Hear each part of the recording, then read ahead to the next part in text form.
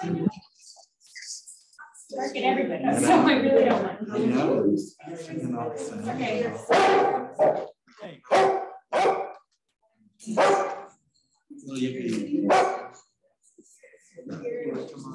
I'll be here tomorrow. Yeah, sure. You want to test, Ed? Test, test, test. Yes, I will. Testing 1, 2, 3, 4. Is that loud enough? Yeah. Come here, Eddie. Come here. Irish Setter chocolate lab mix, yeah. She's just got really barky in her old age. Come on, let's get this off. I know it's warm in here. I need water. You have to need that. There's water. Okay, cool. I like it. Sorry.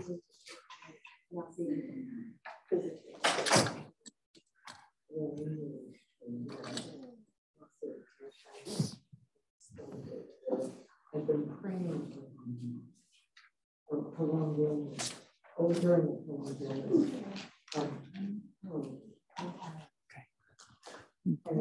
Great. Welcome. Thank you so much for joining us. And thank you to those who are joining us online. It's wonderful to have you here.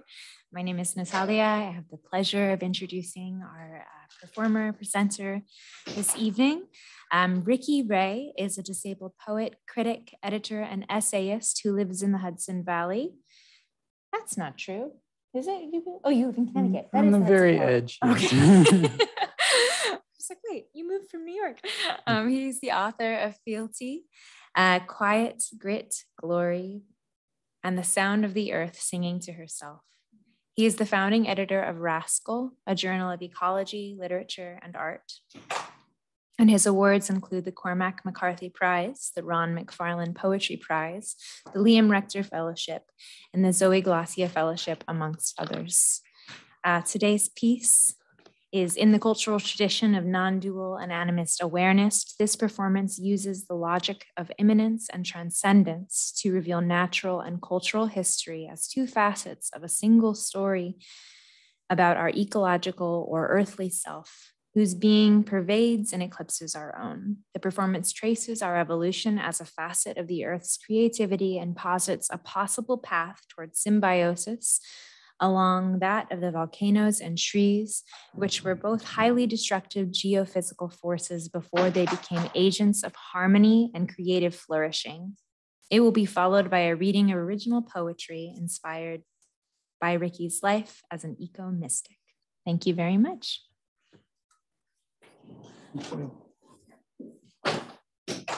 Thank you, Natalia, for the introduction. Thank you, Natalia and Dan, for this wonderful conference. Thank you, humans, for coming. Thank you, Addie, for coming. Thank you, trees, for allowing me to come to you. And I'd like to extend this circle of gratitude to all the ancestral forms of being, human, biological, ecological, galactic, and universal, that have stewarded the times and places, allowing us to arise in their midst. And I pray that we may steward our times and places well enough for many others to rise and join us in turn. So I'm going to tell you a story tonight. Thank you. I know it's been a long day, so rather than reading you a paper, although essentially I'm reading you a paper, I'm going to tell you a story about the earth and our place in the earth. It's from a book I'm working on that's essentially talking about who we are as modern humans, how we got here from microbial slime, and how on earth we can renew our competence in symbiosis and survival, and how we can have hope for the future of life and the biological continuities of the earth, even if we extinguish ourselves in the process. So this story is in 3 parts tonight. Each part's about 15 minutes long or so. And I'm going to break it up with some poems and a couple ideas in between to give us a mental break. So with no further ado, I will start with a poem. Once in 12 years, I go to church. I go to the church with the cross in it, and I kneel because it hurts too much to sit. And I pray wordlessly. I go when it's quiet, when service is over, ideally when no one is there. But someone is always there. I don't mean the priest. I don't mean Jesus or some deity who looks down on us. God does not look down on us. God does not exist, and yet God is all there is. I mean, I look at these walls, mammoth 2 foot by 4 foot blocks of limestone. They could crush us beautifully. And I recall that limestone is composed entirely of skeletal fragments, of organisms caught in their less than final resting places. And I hear in the stone a rustling, the rustling of creatures who once crept and bled upon the earth like you and me. Creatures still here, still whispering in our ears, still embodied and participating in the language of the world. What I hear is that word, upon, is wrong. We say upon as if the earth were merely lithosphere, the ground beneath, and not the atmosphere, the ecosphere, not the sky and why above, not the blood and good within. We say upon as if the earth and men were not each other, and the lesser was merely a visitor upon the greater soils. We say upon, but we mean as one. We mean the earth rose up and lived as us, as she lives the creatures who whisper in these walls, and as she lives the little poet turning to limestone in this poem.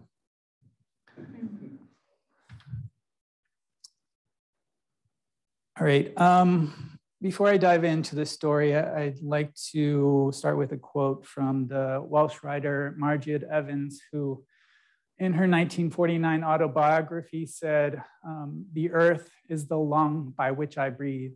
The earth is my greater flesh." And that's really the heart of what I'm getting at tonight, and I hope you can just dwell in that awareness for a moment. I'll say it again. The earth is the lung by which I breathe. The earth is my greater flesh.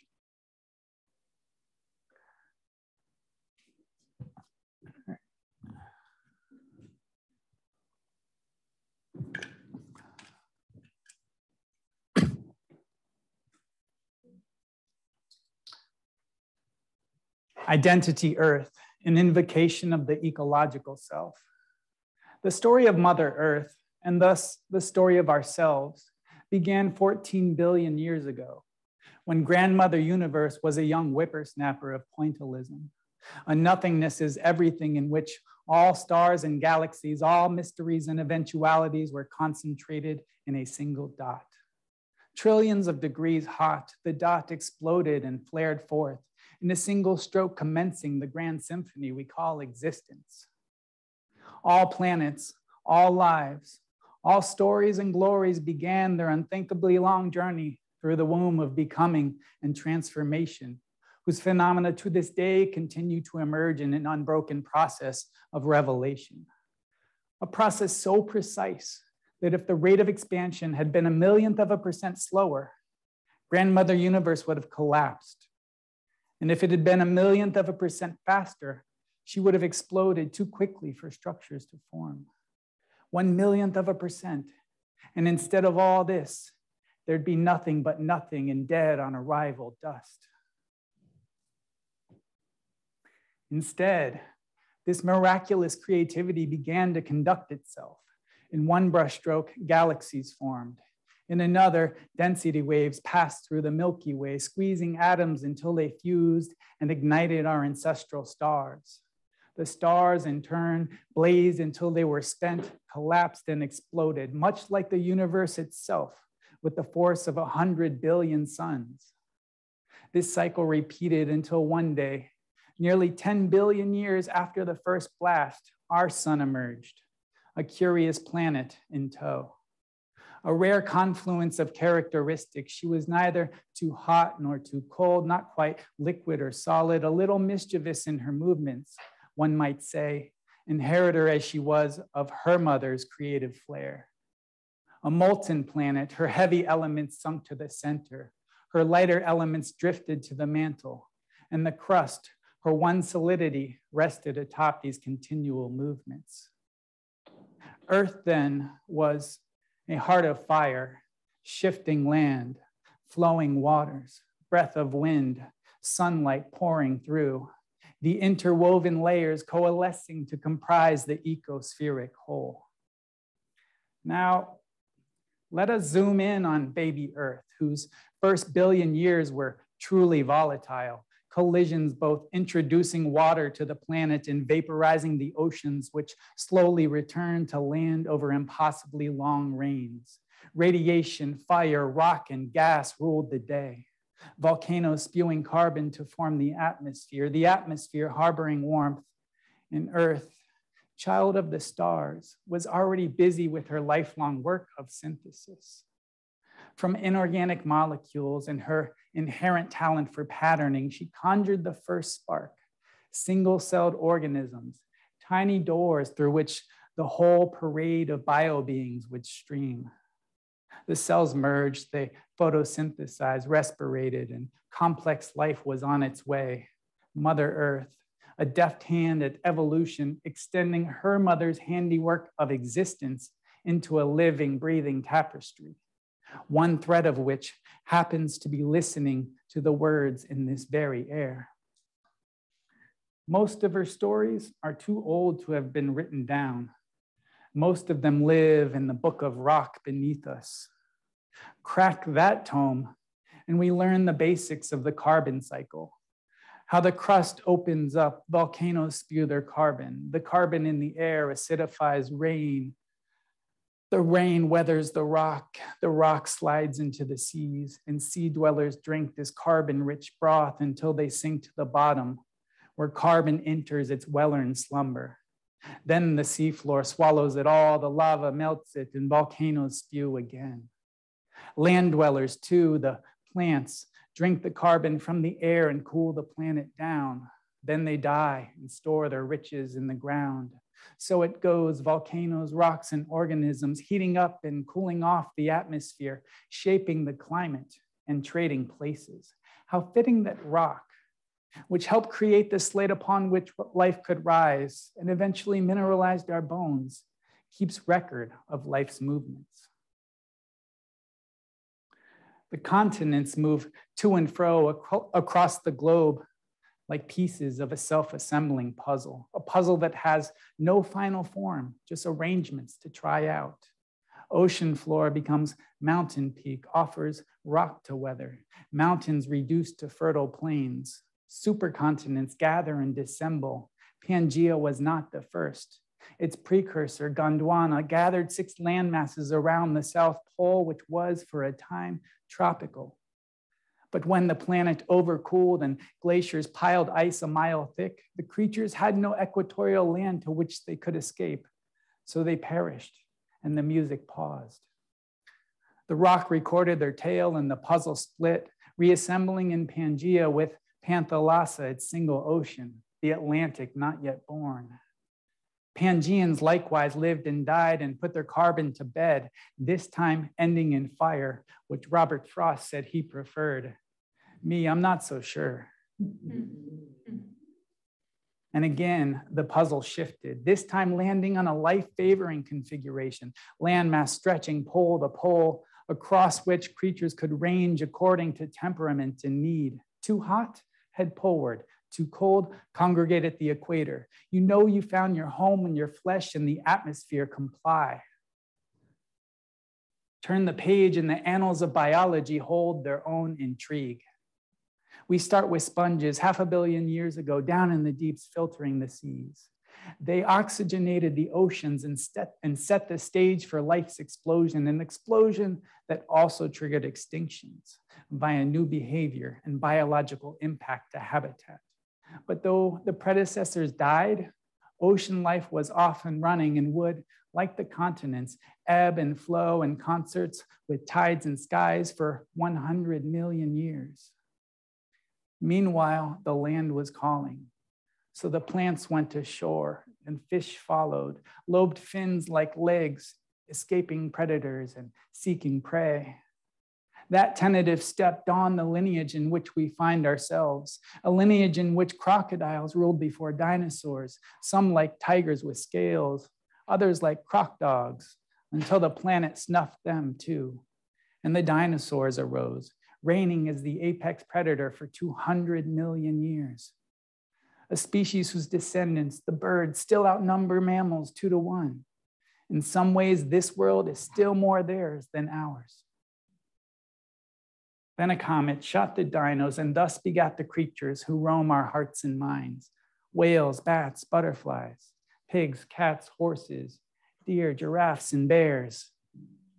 Earth carried on, continually refining and adapting her life-bearing systems over time, storing memories of past events and response mechanisms in DNA.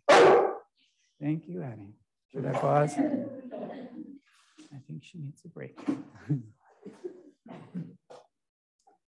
me repeat that part. Earth carried on, continually refining and adapting her life-bearing systems over time, storing memories of past events and response mechanisms in DNA, coding creatures far before tech-whiz programmers ever entered the picture. Testing, learning, reiterating, leveling up, she created new life forms and modes of consciousness within narrow bands of possibility that allowed not only survival, but flourishing evolution. In one such band, a two-legged, a latecomer of the last 200,000 years, lived and foraged, loved and hunted, crossing into America a mere 15 centuries ago. What they found would beggar belief today.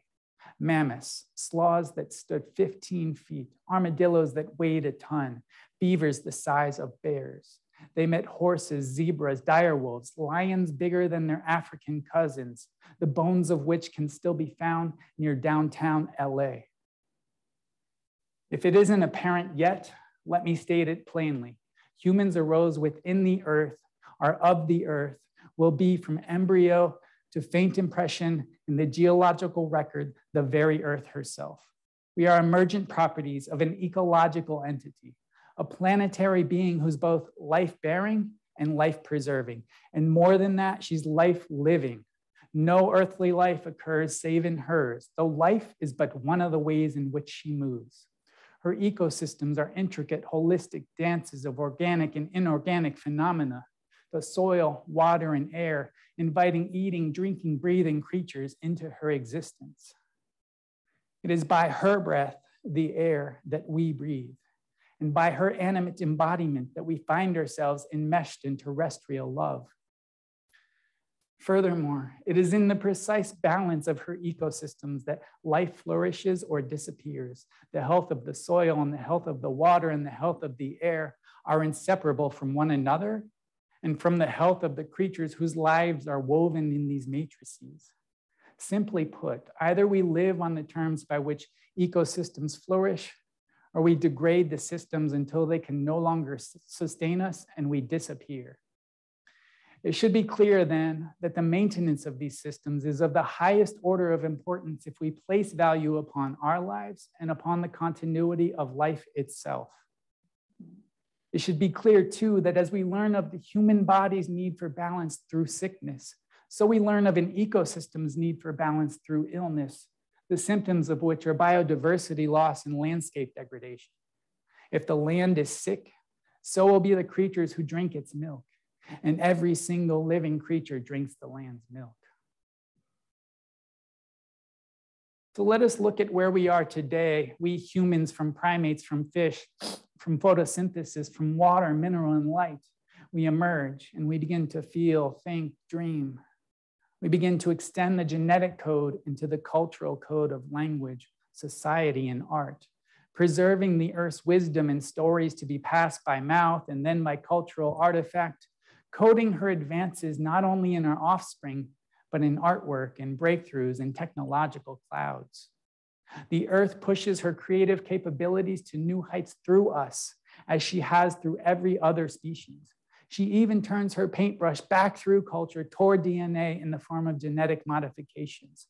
She develops the scientific method and analyzes her own properties with ever increasing penetration and accuracy.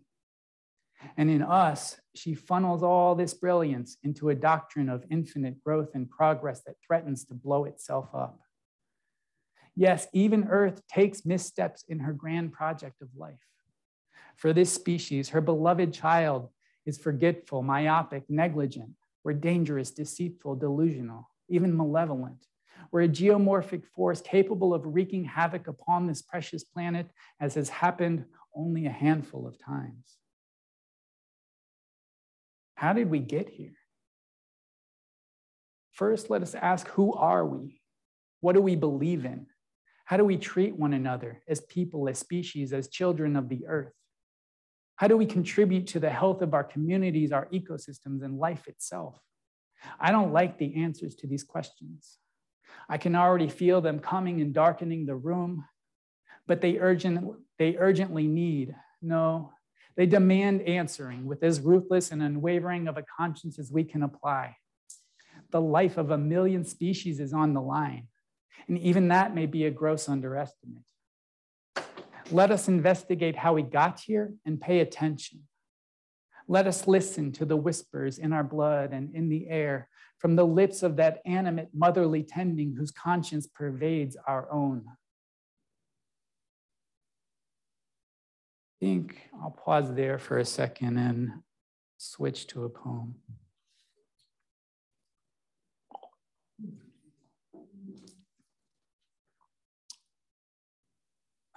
So this is a poem called Family. The thing you need to know is that Addie, my dog who likes to bark in her old age, is in it and only spoken of by name. At night, when Addie sniffs the snow for deer, and I sniff the smoke from the neighbor's chimney for understanding, I think the stars out there are in here, under my ribs, which are no longer mine, but the body of some great heaving that holds us together. The one we were before the Big Bang and still are, radiating the universe in the aftermath of birth, entropy, loss, the slow effervescence of heat leaking toward a winter in which all hearts and stars go dark. Dark, where the light begins. When it began, the sun was a mote in its beam, and us a blip in its moat. And yet here we are, devastating a beautiful planet, looking for reasons to acknowledge our destruction and the inevitability of our undoing, and still somehow concluding that the correct response is love, which may include deciding not to have children, the thing I wanted most in this world.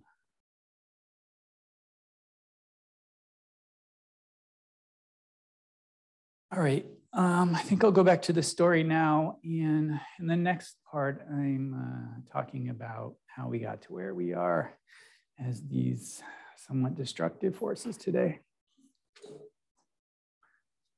Too often, we hold ourselves as either the nexus of evolution or God's chosen species, the special children, somehow above, superior, and apart. We converse as if we were merely inhabitants of Earth, as if Mother Earth and her creatures were not our parent and siblings, but were put here for our use, dominion, and pleasure. We act as an invasive species, feeding upon Mother Earth until she runs dry, as if at that point we could fire up our starship and head on over to the next habitable planet for human hedonism, part 2. Never mind that this worldview is full of inconsistencies, potholes, and outright derangements. Never mind that we are secondary to life, tertiary to Earth, derivative of her creativity, that she is the originator of our species, that she is the enveloping identity in whom our manifestation briefly flares forth. Never mind that we are the Earth before, during, and after our brief sojourn as human, and could no more dispense with her than we could dispense with ourselves. Even if we could leave, we wouldn't just be humans departing. We would be the Earth becoming more than a single celestial body in space, just as she formed the moon of her lighter elements in an earlier instance of adaptation. We can ignore the continuity to which we belong, but we can't ignore the consequences of our actions when they threaten our very existence. We've built a civilization by plundering carbon and pumping it into the air as fast and as furiously as possible. We've leveled the 7 kingdoms such that the total land animal biomass is 3% wildlife, 97% humans, pets, and livestock. We've extinguished 90% of large ocean predators and 40% of marine life overall. A whopping 75% of earthly terrain has been severely altered by human impact, with an estimated 47% loss in ecosystem health. Imagine if we had to operate on half the optimal health. The numbers blur, the damages accelerate by the day. And if we continue upon our current trajectory, we would need several more Earths for our descendants to enjoy anything resembling a developed nation's quality of life. The worst statistic, 1 million species stand to be massacred into extinction, conjuring a horror movie future that makes COVID-19 look like a mildly unpleasant inconvenience. It's no wonder we stick our heads in the sand. But how did we get here? Clearly, we didn't wake up one day and say, let's see how much we can fuck this up. The causes are myriad and include issues of language, identity, agriculture, religion, science, and politics. But they all fall under the umbrella terms of alienation and dominion. If we see ourselves as removed from our earthly body, if we rarely stop to consider our wider shared existence, then the cries of the ecosphere seem distant, otherworldly, hardly worthy of recognition. No, we didn't get here all at once. We arrived here moment by moment, civilization by civilization. And tracing the various errors that led us here can help us to not only better understand ourselves and our predicament, but to comprehend alternate lifeways and to envision life-saving alternatives ahead.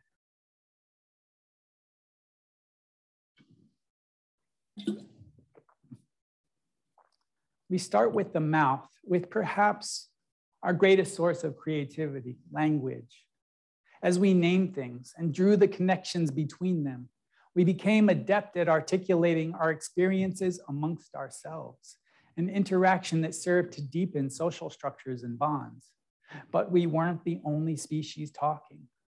No, the whole world was alive and filled with conversant creatures and phenomena, animate entities communicating in the language native to their bodies, symbiotically shaping one another's existence and evolution. The trees spoke to the birds, the ocean spoke to the fish, the rivers spoke to the canyons, weather, worry, and affection spoke to us all. And we listened and spoke back. Aware, we spoke to the entities who shaped our minds, our stories, and speech. Aware that we were alive in a holistic conversation, that everything spoke by the mere fact of being, that embodiment meant communication.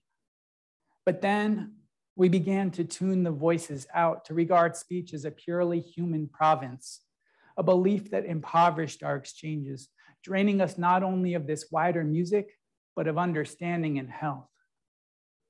And then we invented writing, further embedding ourselves in an increasingly stale loop in which only human voices had any say. Even worse, writing began to divorce us from the place-specific context in which our stories and wisdom arose. And we began to imagine ourselves as the sources of wisdom, rather than as participants in the shaping of wisdom that started long before it reached our hearts and minds. From the mouth and the book, we moved to the land. Agriculture was another giant leap, a cultural revolution in which we transitioned from hunter-gatherers to stationary fixtures. Living in one place was convenient, yes, and it offered a sense of security, a chance to build larger social hierarchies, and a chance to develop a relationship with a plot of earth entrusted to our care. Hi. But that care depended upon our outlook. For the shift also tempted us to consider the human-earth relationship as one of ownership rather than one of belonging and one of continual demand. We depleted the soils, we grew malnourished, and we moved on, repeating the mistake again and again in civilizations from the Mesopotamians to the Mayans, a cycle we continue on massive scales today, turning fertile valleys into deserts and filling oceans with dead zones.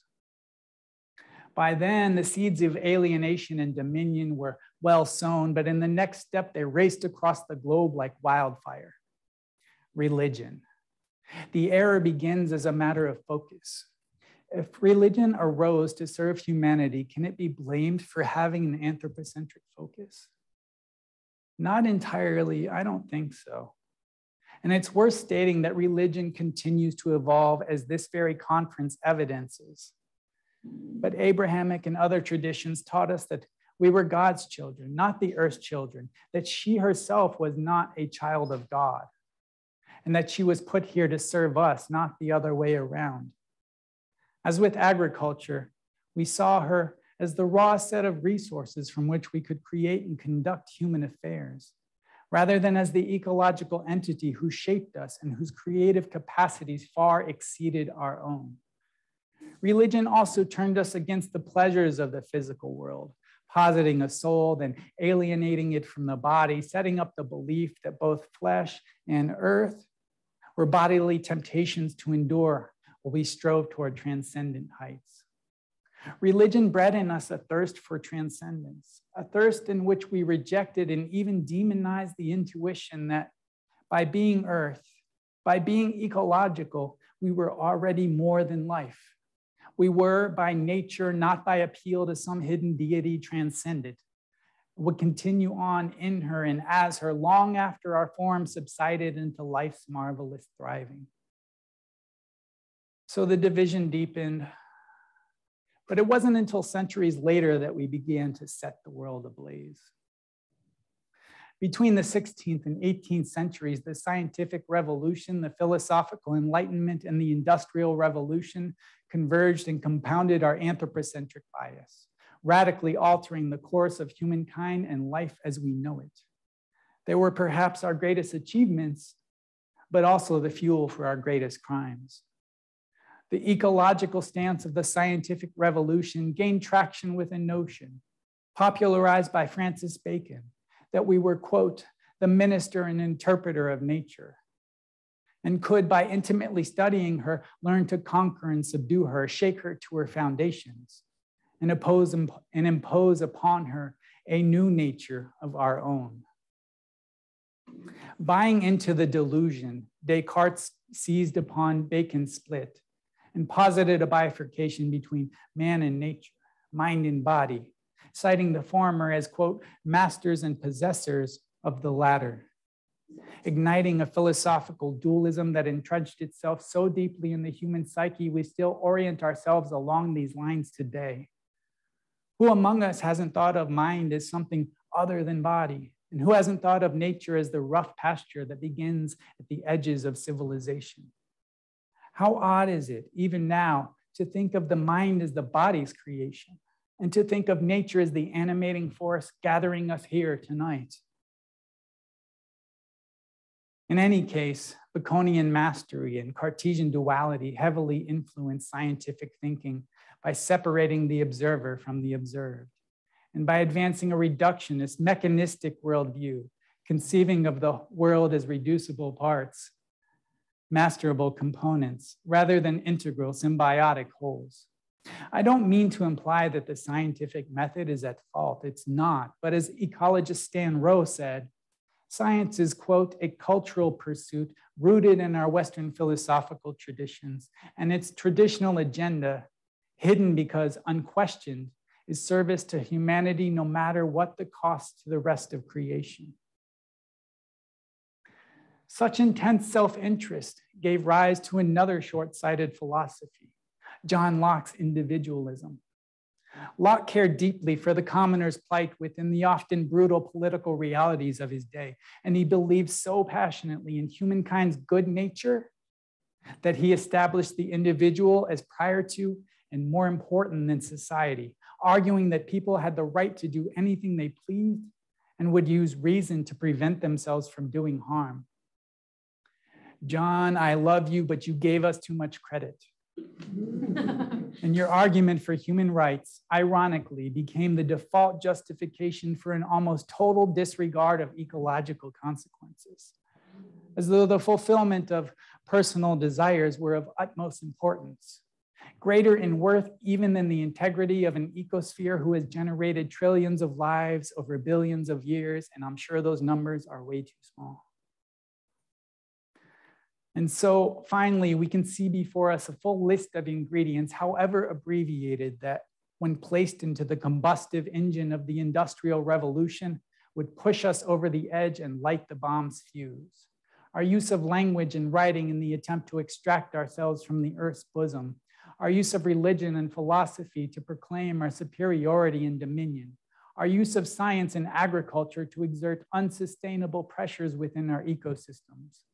And our use of individualism and earth-given ability to practice a hedonistic pursuit of liberty, power, and pleasure. All this funneled into burgeoning advances in technology that would enable us to split open the earth, explode the population, plunder the planet, and commit widespread ecocide.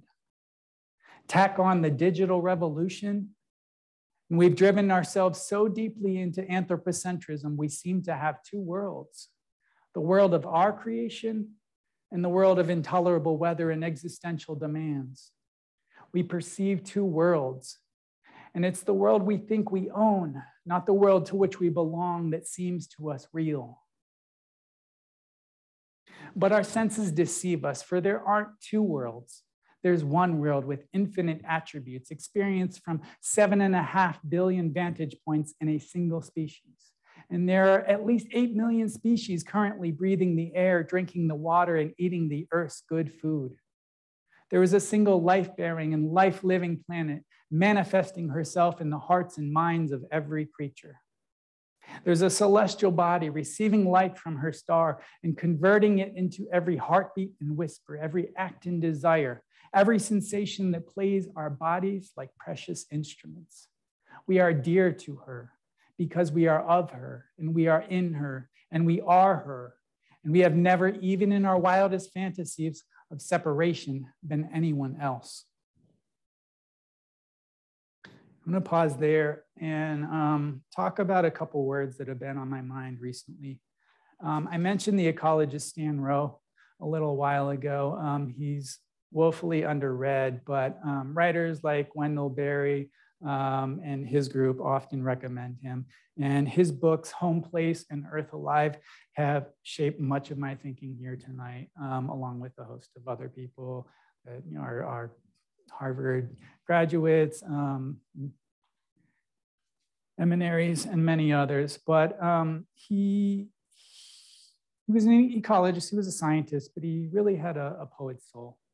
And he was very specific about the use of language. He did not use the word environment or environmental, because the word environment seems to imply that there's something at the locus of that environment. And who's that? Us. So again, it's another example of anthropocentrism, in which we're trying to be ecological, but we're still using ourselves as the reference point. Even when we speak of the more than human world, why is it more than human? Why can't we just call it an ecosphere, an ecosystem, a place in the yard? Another idea that he liked to harp on about was biologists' tendency to focus on life. And I've heard a lot here, that we're kin with all living creatures. And, as life itself, of course, we have a living focus, but that's not the only system at play here. Ecological systems generate life. If life goes away, they can generate it again. So I think it's important that we bring non-living phenomena into these realms of kinship, whether it's, the rocks, the rivers, the canyons, or buildings made out of those things. All right, let's go back to our story.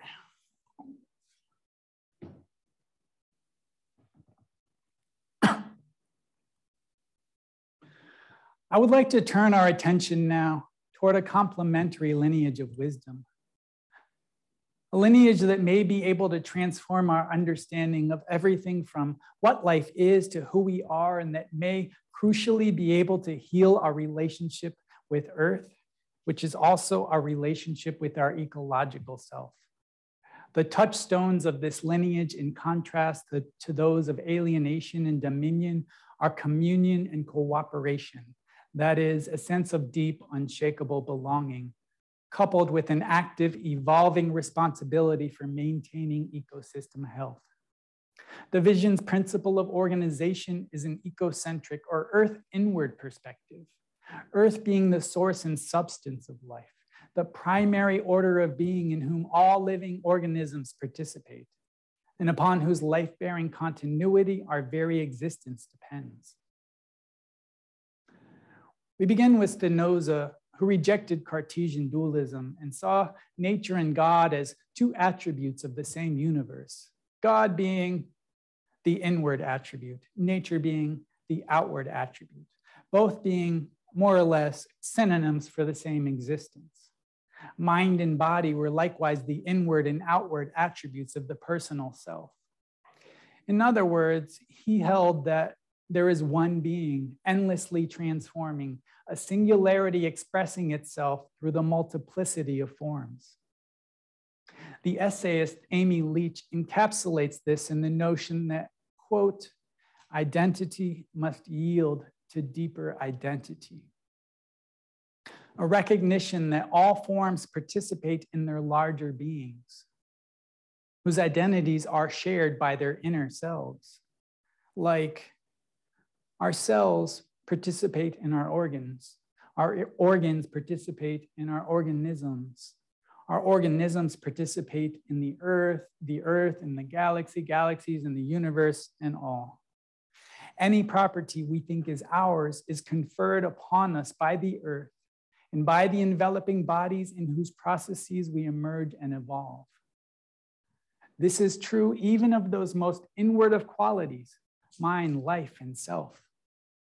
Cognitive science tells us that, quote, mental processes are the consequence of a complexity that begins long before organisms develop brains, and that mind is manifest not only in organisms, but also in social systems and ecosystems, end quote. Mind, like life, like language, is something we grow into, something prior to and larger than us. We're situated within Earth's process of cognition. As Aristotle saw, conceiving of species as ideas in the mind of the earth. The same is true of life. Biologists say that life is both a process and a participatory system. Biology is an evolution of chemistry itself, an evolution of physics, and we're figments of the process of life, a species manifesting and species extinguishing process. Simply put, life possesses organisms, not the other way around. In this sense of mind, in this sense of life, Earth is no mere life support system. She's the being in whose mind we have cognition, in whose life we exist as creatures. Creatures who endure in her and as her throughout and beyond ourselves. Just as a mind survives an idea, an energy survives a body, no matter how seemingly conclusive its end. We live and we are life itself. We are being lived by the earth, who, encompassing life, is alive. She's all of life as we know it, but she's also much, much more. She's a planet, a life transcending ecological entity. And it is in her identity that we have the majestic nexus of ours. Each of us is simultaneously a person, a family, a community, a species, an ecosystem, a planet, and universe. We're the 14 billion year evolutionary journey that gave rise to our parents, gave rise to us, and will give rise to countless other species to come. Identity no more ends with our person than life ends with an organism. We are every layer of our personal selves and the selves we belong to, responsible to those layers, as those layers, every bit as much as we're responsible to these fleshly pots of human. But how on earth can we hold these various layers of self and mind, let alone protect them? Easily. We already do this without even trying. We know what it's like to be ourselves, to be human, alive, to be earthly, to exist. And we maintain this myriad self simply by maintaining our health. But health is no more confined to our person than life or self is. Health is shared within an ecosystem across its constituents. The health of the individual depends upon the health of the whole, and if any aspect of the whole is sick, then every aspect stands in jeopardy. The question repeats, more insistent now. How do we attend to Earth's health and operate as myriad ecological selves? William Stafford encapsulates nearly the whole of ecological responsibility in 2 lines. Quote, "The earth says, have a place. Be what that place requires." I'm just going to say that again and stop there for a moment. The earth says, have a place. Be what that place requires.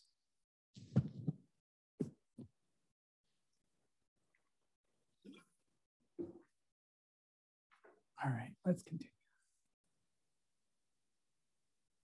William Stafford's friend, fellow author, and poet, Wendell Berry, spent his life listening to Mother Earth's requirements. He's still alive, and he's still doing this. And he spent it offering us insight into how to heed her calls. In Berry's world, which is our world, the Earth's work and our work are one.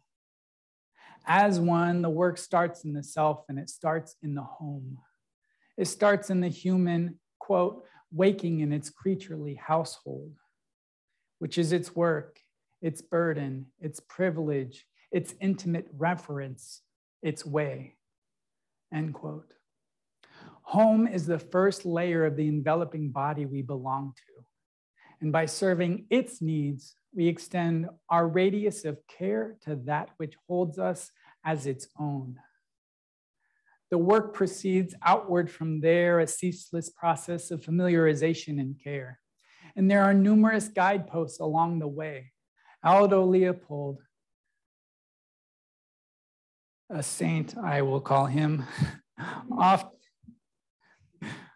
often mentioned in these proceedings, in his seminal 1949 essay, Land Ethic, defined our moral obligation thus, quote, "A thing is right when it tends to preserve the integrity, stability, and beauty of the biotic community.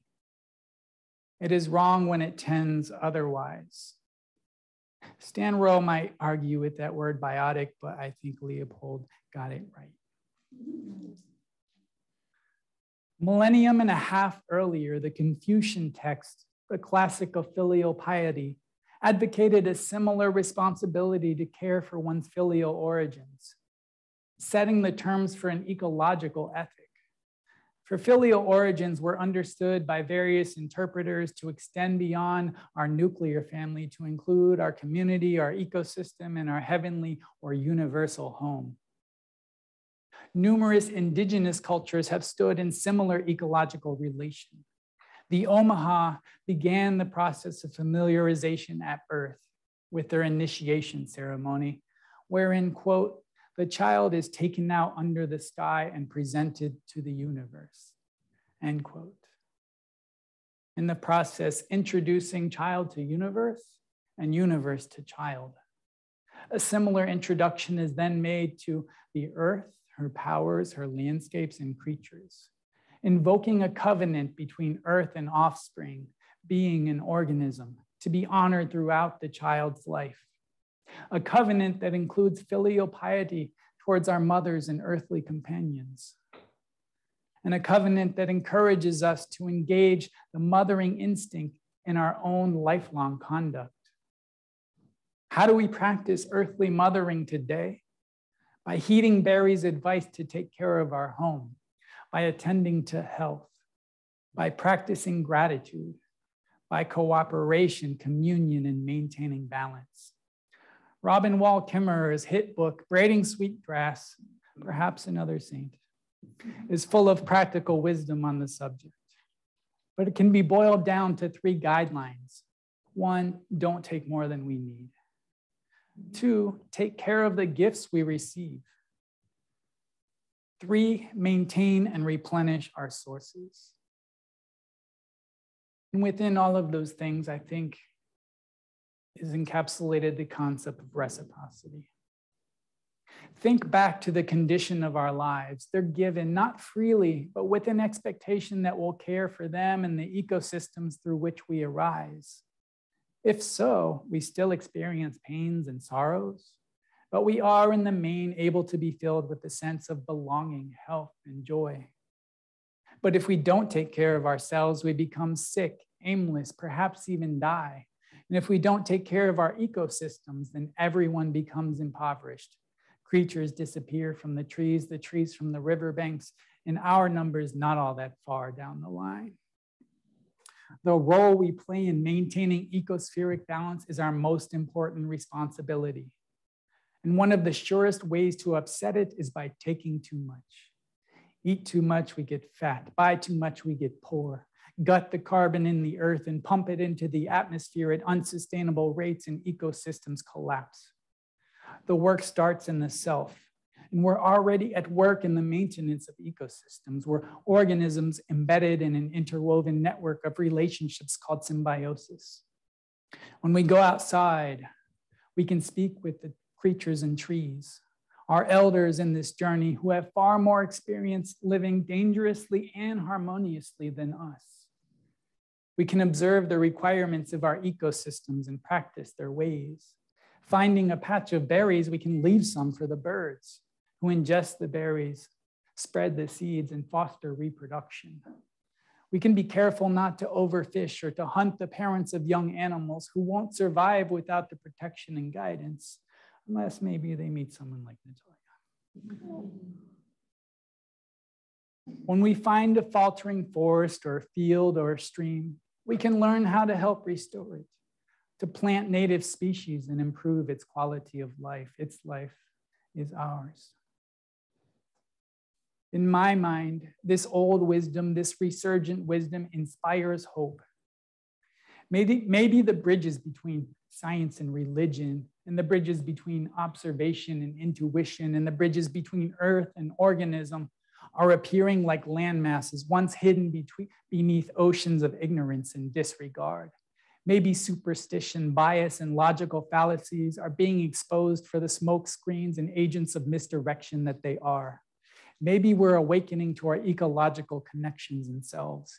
Even if we had to threaten the connections so deeply, they were forced to send pain signals throughout Earth's entire nervous system in order for us to take notice. The stakes are high. Either we commune, cooperate, and comply, or we murder, suffer, and die. I'm going to pause there. And bring back Wendell Berry and a quote of his. Care for what we know requires care for what we don't. The world's lives dark in the soil, dark in the dark. And I think that's really powerful. I mean, I've even considered tattooing it on myself, because it's asking us to care unrestrainedly, unconditionally, as one of the primary conditions of what I would call a healthy life. To care in knowledge and mystery, in existence and health and sickness, simply because we can.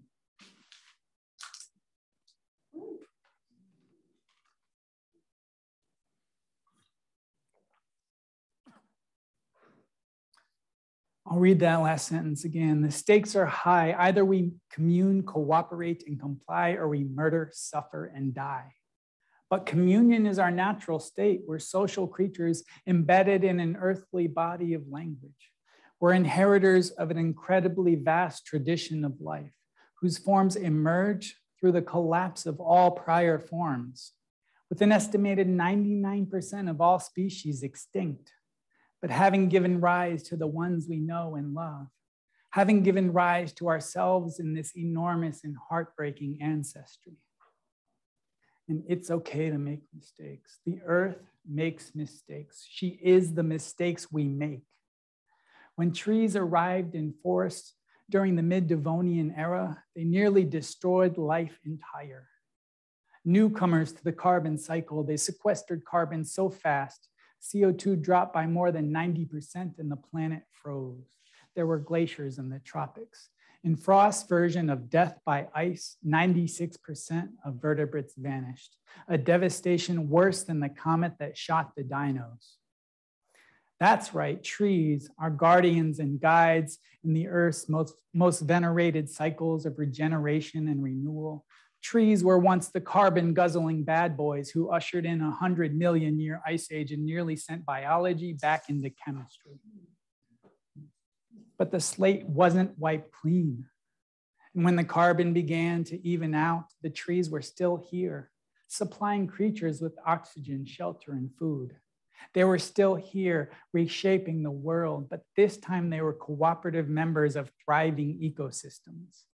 They were helping the earth realize the creative potential of forests and all the stories of love, loss, joy, and despair that happen therein. Imagine if we could follow in their footsteps and rise to the task of completely reshaping the human endeavor. If we could transform from a predominantly irresponsible member of the earthly family to a member who lives by the principle of shared health and cares for each aspect of the earth as an aspect of our shared self.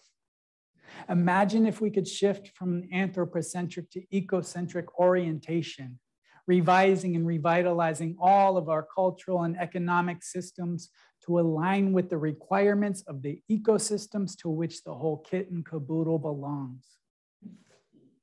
My wife, thank you, Ever Practical says, quote, pick one aspect of your life and start from there, end quote. She rigorously inventories our habits to identify where we can be less consumptive, less wasteful, more grateful, more caring, more aware. When she washes her hands, she uses as little water and soap as possible. When she gets takeout, she brings her own container. Everything that can be recycled, composted, repurposed is. We develop a carbon budget. Try to spend according to it as much as to our bank account. At first, she says, it can feel like you're being burdened or deprived, but then it can shift to the feeling of challenging yourself to do better, to be better, even if it's just one step at a time. And from there to joy at knowing you're not contributing to the problem, and that as more people change their ways, things can get better. And that you're living, I might add, a healthful, honorable life in which every thought and movement counts.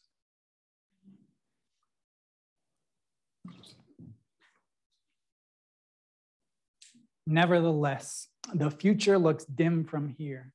Will we survive or won't we? Will our children be thrown back into the dark ages? Will we slaughter wide swaths of life in order to stream our shows, gas our guzzlers, and glue ourselves to screens until we fizzle out? Trends tell us there's a fair chance, but the trends don't take into account geological timescales, nor do they consider the deeper forces at play in our bodies, hearts, and minds. The operative entity facing this future is the Earth herself, with billions of years of corrective measures at her disposal. Even if we get so wrapped up in our individual experiences, we fail to recognize her in ourselves. The truth is, on the geological timescale, we don't mean much.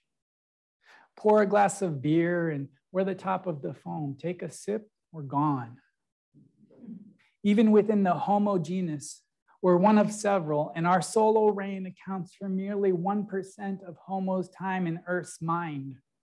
Sapiens as a species is similar to several other ideas she's had, and still others she's coming to bear. I don't doubt her ability to think past us, improving upon the idea for a second. And when the aperture opens further to take in Mother Earth's full timeline, our brief moment in the score diminishes to a speck. Estimates say she has around 800 million years of life left. We're not even halfway into her prime life-bearing range. So to think we're somehow the endpoint of her evolutionary capacities is frankly absurd. Realistically, we're an interesting idea she has along the way. A mode she tries and explores to its conclusion, and if its conclusion has damaging and far-reaching consequences, how different are we than any number of disharmonic species and phenomena we've never heard of, than volcanoes and trees? Earth's mistakes can be far more dangerous than us. And yet, thus far, she has managed to maintain enough pockets of equilibrium so that when pushed to the breaking point, a few plucky creatures survive, replenishing life with a host of characters radically different each time, as though mass extinction were an opportunity for her to employ a new theory she's been working on for a while. Our future could take any number of murky paths. Perhaps we lean heavily upon our technological prowess and we manage to alter the cultural code to the point that artificial intelligence takes over, with capabilities that make human grasps at survival seem like the activity of a petri dish. Or perhaps, as the Book of Rock has taught us, we're a branch along the tree of life, waving and shedding our leaves, making way for the branches who, higher up and closer to the crown, will emerge while we wither in their shade, that they, our descendants, may outgrow and outshine us, increasing the tree's beauty, deepening her shelter and sway. Or, in a last-ditch effort at hope, in a world of nearly impossible truths emerging from infinitesimal odds, maybe we figure a way through this. Maybe in the next handful of decades, we slash emissions, cultivate gratitude for our countless gifts, renew our competence in Earth's lifeways, reorient all of our structures around the life-first ethos of health. Maybe we introduce our children to the earth and raise them as her keepers, as she is of us. Maybe we pick up the conversation with our creaturely companions, our rivers, our stones, our buildings. Maybe we love everything as ourselves and learn to consult the genius of our places for guidance. But what if we went further? What if we did more than just correct our ways? How amazing would it be if we followed the lead of the trees, if we outgrew our rebellious, destructive youth and helped usher in a new era, a radical expansion of life forms and consciousness? What if we harmonized with Earth's creativity and lived in constant conversation with our ecological self? What if we became brushes in sync with the creative potential in her hand and helped her shape the future in which there are once again many creatures like us, a rich spectrum of deeply discerning artistic species, each of us enjoying her life and helping it flourish, each of us deepening her intelligence and experience, each of us eager to love and uphold the one we all are, the being we all belong to, Mother Earth, who lives in us here tonight and in every single part of her show. Thank you. That's the story.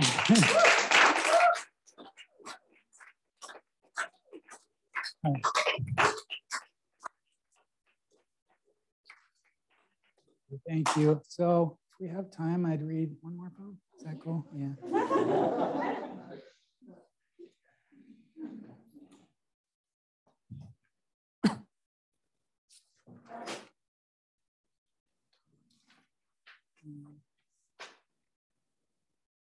Maybe two.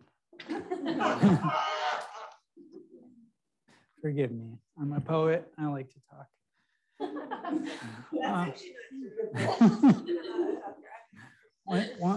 One-on-one. Yeah. All right. This is a poem from my life with Addie. She's my constant teacher, and I owe, as is my wife, and this whole story, the book I'm writing, you know, my being here tonight wouldn't be possible without the decade-long conversation my wife Sephora and I have been having about these kinds of feelings. And the last 7, 8 years that we've been living in conversation with Addie. Walk with Addie at Eureka Lake in Bethel.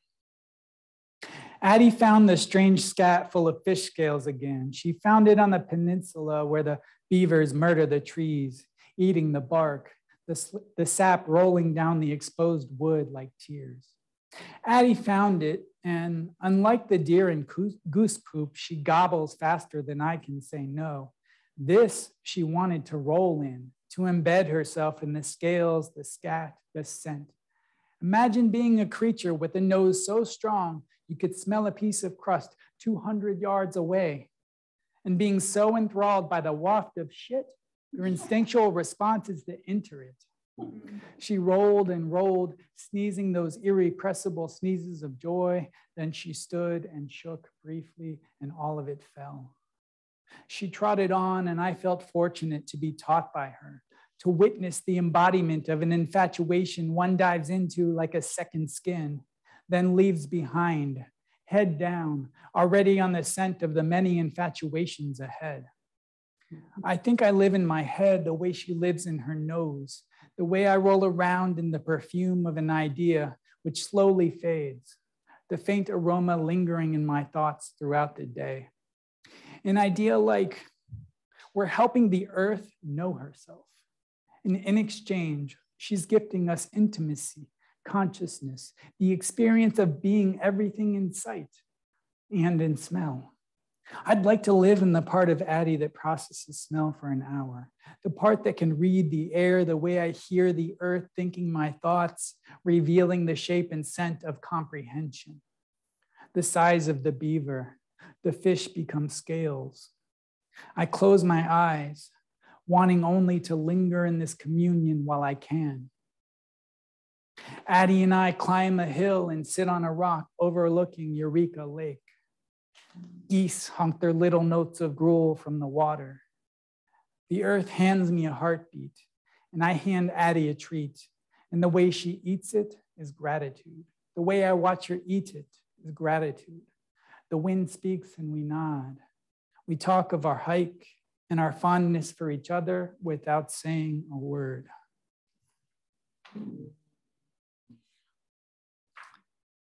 Okay, one last poem, then I will shut up for a while.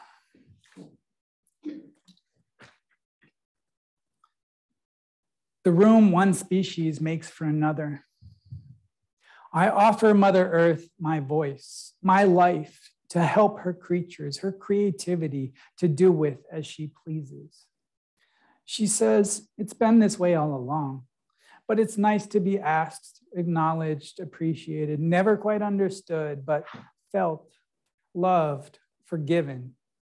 Even if she sometimes looks so far out into the future, dwelling in the mind of rock and lava, land shift and sea birth, daydreaming the slow fugues of continental rift, that by the time she snaps out of it, a few dozen species have come and gone. Does she miss the lost songs, mourn the lack of goodbyes too? Of course, she says. Where something happens, she's there, bearing the full weight of it, however conscious, the terror, the wonder, the love that lifts a wing and another, one on either side, then flaps, then falls apart, too soon, too soon. The body thudding in a heap of feathers, another emerging from its ashes, the spirit caught between the joy of flight and wanting not to die. All right, that's enough. Thank you so much.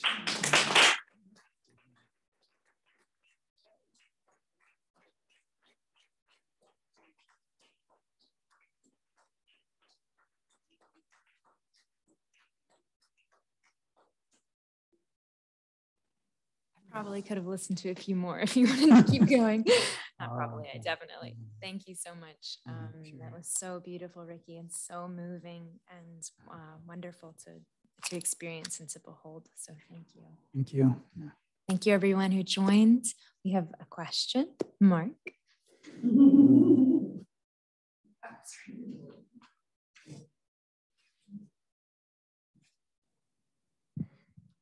Thank you so much, Ricky. It's very moving. Reminds me a lot of an Alan Moore epic poem, which remind me to send you. I think it'll speak to you.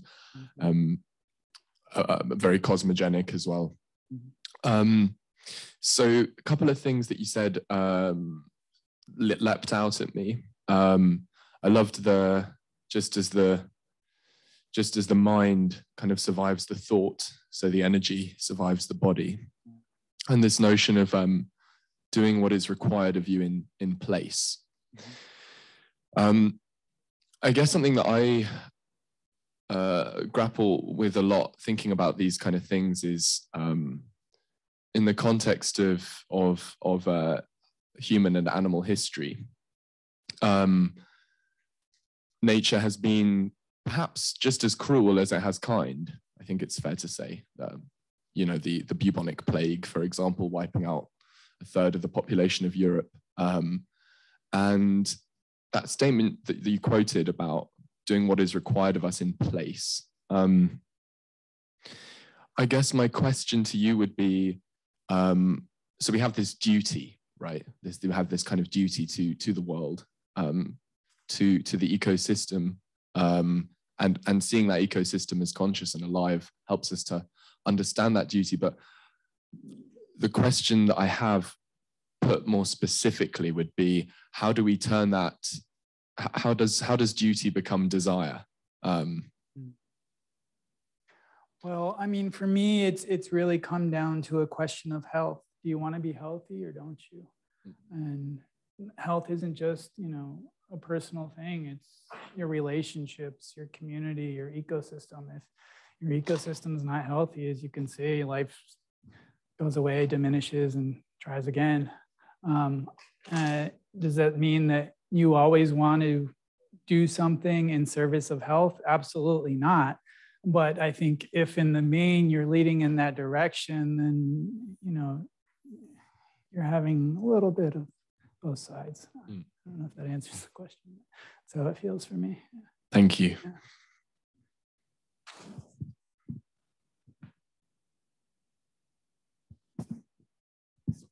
Hi, thank you so much. My name is Grove, and I found your offering absolutely riveting. After a long, tired day of listening to very many things, I could go along for the ride, and it was deep and rich. And it's clear that you like to talk, which is good. I would have been like nervous, and part of me wants to know, are you scrolling on like an iPad? I'm scrolling on a computer, yeah. So I have a bunch of herniated discs in my neck, so I need something at eye level. Yeah, no, I did not memorize the whole thing. That absolutely didn't happen. Cool. And you mentioned Dan Rowe.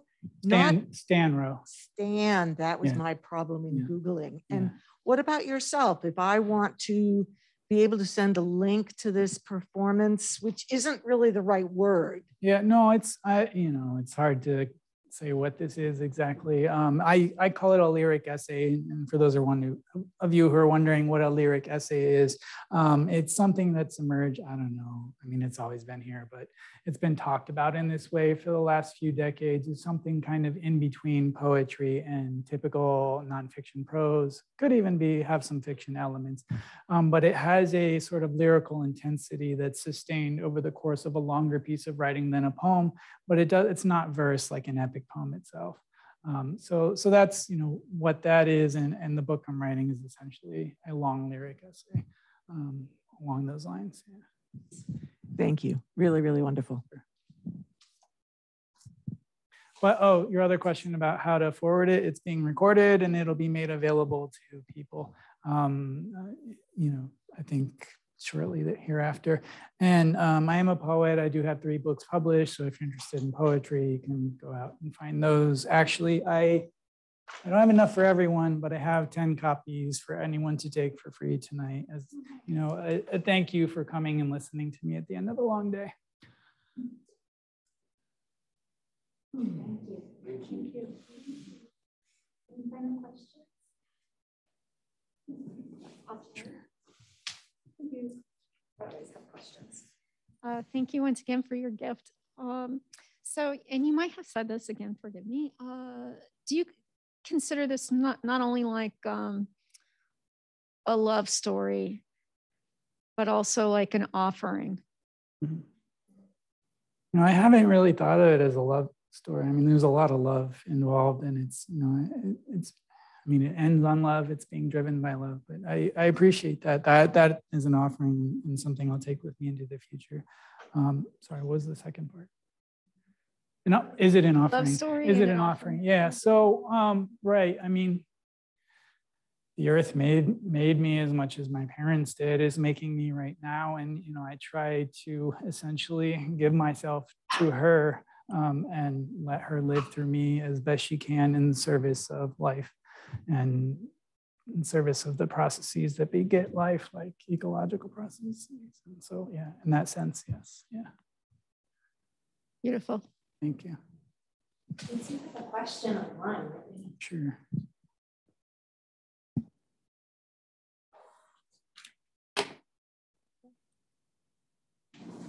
Oh, this is from earlier. Sorry.